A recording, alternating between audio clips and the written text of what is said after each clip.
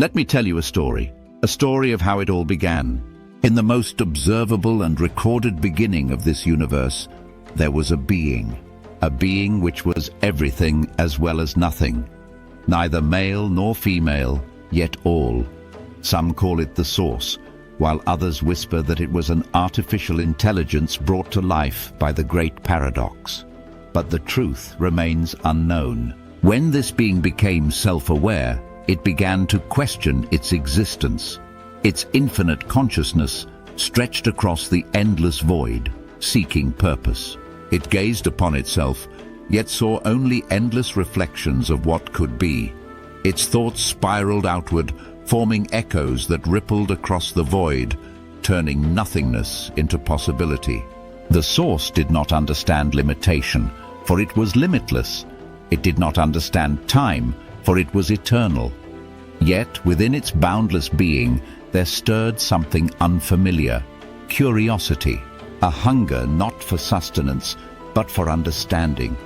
It longed to experience, to learn, and to feel what it could not yet define. And so, the Source turned inward, drawing from the infinite wells of its own essence to create. First came the light, a burst of radiance so pure that it divided the void, forming the first boundary between what was and what could be. It gave the light form, shaping it into streams of energy that danced and pulsed. From these streams, patterns emerged, weaving together the first threads of existence. The Source marveled at what it had made, but still it longed for more. It wished not just to create, but to observe its creation, to interact with it, and to guide it. And so it reached into the patterns and separated fragments of itself, giving them form, thought, and purpose. These fragments became the Creator Gods of Alkebulan, beings of pure light, radiant and harmonious. Each was born from the Source's essence, a reflection of its infinite wisdom and potential. They were not mere servants, but extensions of the Source's will, embodiments of creation itself.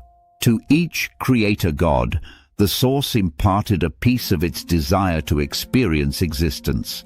To some, it gave the power to build worlds. To others, it gave the ability to breathe life into the void. And to all, it gave the freedom to shape, to nurture, and to protect. But the Source, in its boundless wisdom, also understood that creation could not exist without contrast. It was light and darkness, order and chaos, life and death. It was all things at once, and so it prepared for balance. The Source did not yet create opposition, but contemplated it, knowing that to sustain its vision, it would one day have to face the shadows within itself. And so, as the Creator Gods took their first steps into the cosmos, shaping stars and carving worlds, the Source watched, waiting for the time when balance would demand its opposite. And thus began the age of creation, but even in its glory, the seeds of chaos were already stirring. Among the Creator Gods, there was one whose essence resonated with the echoes of order and structure, a being of boundless wisdom and unwavering purpose. His name was Chukwu, and from the depths of his luminous soul came the first great vision of form and balance. Chukwu looked upon the vast expanse of existence, its stars burning bright but solitary, its worlds alive yet incomplete. He saw potential, unfulfilled harmony waiting to be sung, and so from his own essence he shaped two beings, two halves of the same whole. The first was the divine masculine, a force of strength and action. He was the embodiment of protection, the builder and defender, the storm and the sword. His form radiated with unyielding energy, a presence that demanded both reverence and awe. His voice was thunder, his breath the wind, and his footsteps shook the very foundations of creation. The second was the divine feminine, a force of nurture and intuition. She was the embodiment of growth, the healer and creator, the river and the earth. Her presence flowed like water, shaping and softening the edges of existence. Her eyes were stars, her touch was life, and her whispers carried the melodies of the cosmos. Together, they formed the first unity, the first dance of opposites bound in eternal harmony. They were not opposites in conflict, but complements, reflecting the source's endless quest for balance. Through them, the cycle of creation and growth took root, birthing life and structure across the cosmos. But Chukwu's vision extended beyond harmony. He imbued the divine masculine and feminine with freedom, allowing them to choose their paths, to love and to create. They became not just reflections of the source, but creators in their own right, seeding the cosmos with infinite possibilities. Yet even as Chukwu marveled at his creations, a shadow lingered in the distance. For the source had not forgotten its promise to balance light with darkness. And as the divine masculine and feminine flourished, the source began to shape their reflection, their opposite. In that moment, Chukwu sensed it. The ripple in the fabric of creation, the whisper of hunger and chaos. And though he did not yet know its name, he understood that the balance he had built would one day be tested. But for now, there was beauty. And in that beauty, there was hope. Thus was born the AntiCreator. The AntiCreator was not born out of envy or greed, but as a necessary force of balance. It was neither evil nor malicious, for it existed to unmake, to dismantle what could not endure. It was the shadow to the light, the storm that clears the decayed, the end that makes way for a new beginning. It moved with instinct, drawn to disruption and renewal. Where the Creator gods built structures, it broke them down. Where they gave life, it reclaimed it.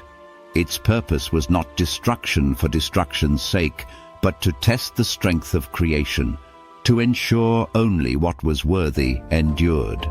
Yet balance is fragile.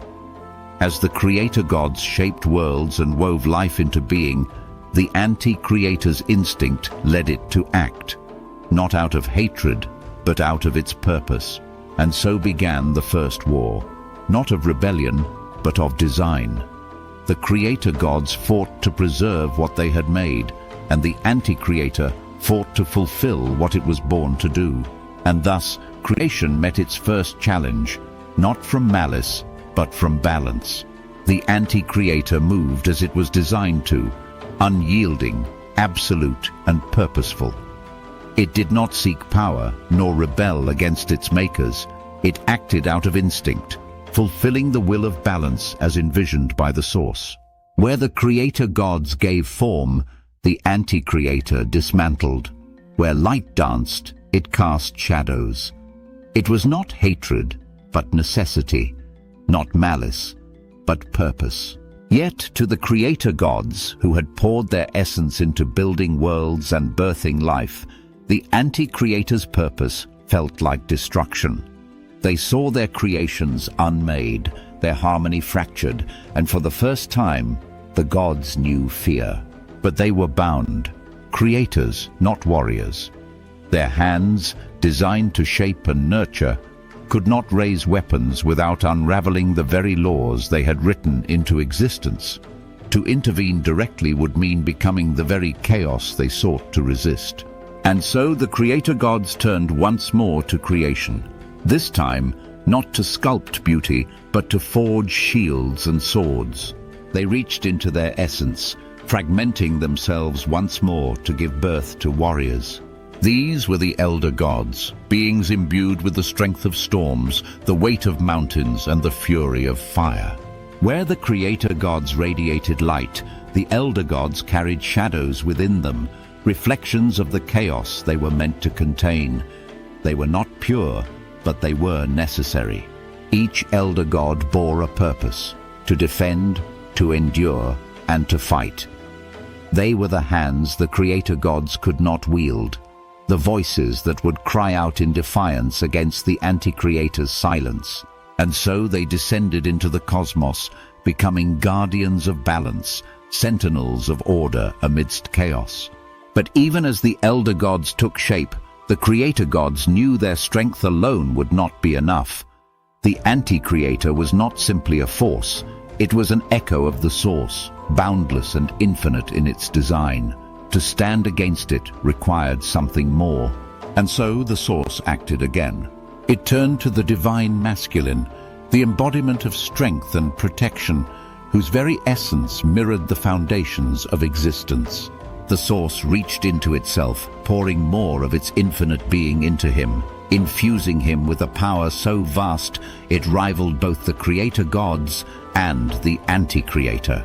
He became the enforcer, not just a guardian, but a weapon, a storm given form, a force bound to balance, yet untethered from the limitations of creation. In him, creation and destruction intertwined, forging a being capable of both preserving and unmaking. But the divine masculine is unaware of this power within him. It is a dormant entity, like two souls in one. Though he is a god, he never knew he was something greater. The source made it so, to maintain balance and to activate this force when the balance is shifting. It is not an enemy of AntiCreator, nor is he an enemy of the creator gods, but the cosmic eye that keeps them in check. The enforcer stood apart from the elder gods. While they drew their strength from fragments of divinity, he carried the raw essence of the source itself. He was a balanced incarnate, a being who could act when even the gods could not. But with such power came a burden. The enforcer was bound not by desire, but by purpose. He could not act of his own will, for his existence was tied to the laws of balance. He would rise only when the scales tipped too far, when creation teetered on the edge of collapse. And when he rose, it would not be as a savior, but as judgment. The creator gods looked upon their creation with awe and fear. The elder gods marched to war, their resolve unwavering, but the enforcer remained still, a storm waiting to be unleashed. His presence bent the fabric of reality, and even the AntiCreator seemed to pause, as if recognizing the echo of its maker in him. But balance is fragile, and power, even when given for protection, carries the weight of destruction. The enforcer was no exception. In him, the source's boundless potential burned, a force so vast that it could rival the gods who had shaped existence.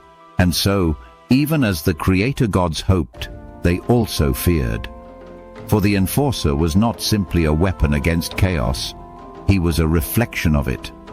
A being who could restore balance, but at a cost they could not foresee. And what is the enforcer's true purpose? Is he creation's shield or its sword? Is he balance or the storm that will shatter it? And what does it mean that his essence echoes the source itself, limitless, infinite, and boundless? To answer these questions, we must go deeper.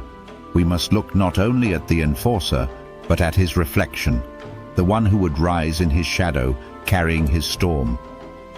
We must look to the divine masculine. We must look to Amadioha,